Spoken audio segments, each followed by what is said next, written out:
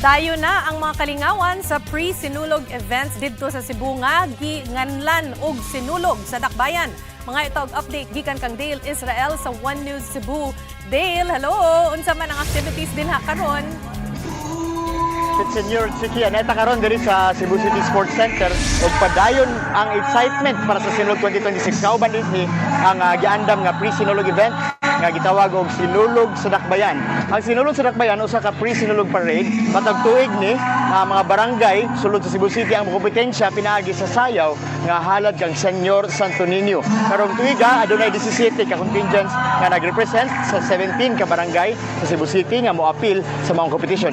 Gilaw man kaning parade na colorful kaayo na karon natapos na ang 17 ka mga performers, 17 ka mga contingents niya ang mga kalihukan karon chiki nag-andam na para mag-awarding na karon taon-taon ang usa sa pagbalik sa original kanipod ang sayaw Sinulog sa Dakbayan chiki mao usa ka pagbalik sa original nga dagway sa sinulog sa wala pa kini mitubo og maapil ang uban mga lugar. Ang mga top winners ni chiki mao sab ang apil sa Sinulog Grand Parade karong January 18. Nagahapon opisyal nang gisugdan ang tourism aspect sa Sinulog pinaagi sa opening salvo nga gipangunahan sa local government unit sa Cebu City kini gibuksan sa usa ka Sinulog Parade pod padulong sa Cebu City Sports Center human sa launching sa Basilica Mineral del Santo Niño.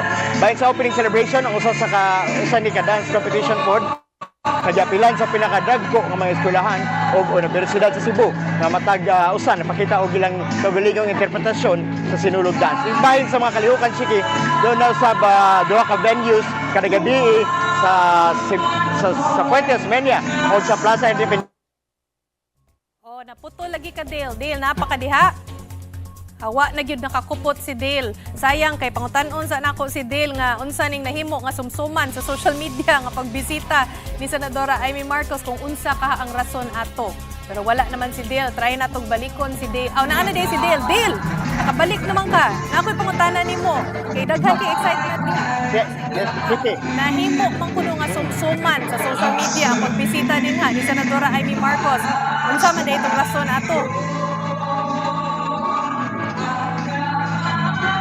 Trending kayo na karon diri sa Cebu City ang pagbisita ni Senator Amy Marcos kung kaya nakasulod siya sa Basilica bisan pa og nag-sleeveless lang atong manunduman chiki nga ordinaryo nga mga devotees wala gyud makasulod sa Basilica, stricto kayo mga security guard kung kaya wala mosunod sa dress code sa protocol or dress code protocol sa Basilica apil ni ang gibawal nga dili makasulod ang mag-sleeveless, dili pwede ang tattered o gisig-gisig ang mga kalsunes, dili pwede pod ang sando, dili sa pwede mag-shorts ug ban pa natong mga wala kasulod sa Basilica chiki mo nag-una og reklamo sa pagkakita nila sa picture na si Senator Amy Marcos nga nag-sleeveless sulod sa Basilica. Nag-issue statement ang Basilica nga dili padakon ang issue pero nag-remind sila sa hingpit nga pagpatuman yun sa dress code. Wala doon gitubag sa mga pari sa Basilica nganong nakasulod si Senator Amy. Wala pa sa issue nga statement ang senadora bahin ni Chiki. Paspas ra kayo nga pangutana, paspasa lang sa dang imong tubag. Kanus-an ato makit-an mosayaw si Governor Pambari 4. Mao na sige karong sa January 18 puyog si Governor Pamela Baricuatro sa contingent sa Danau City ang Carranza Festival nga moapil isip guest contingent sa Sinulog Grand Parade karong January 18 City. Daghan kayong salamat Dale Israel gikan sa One News Cebu.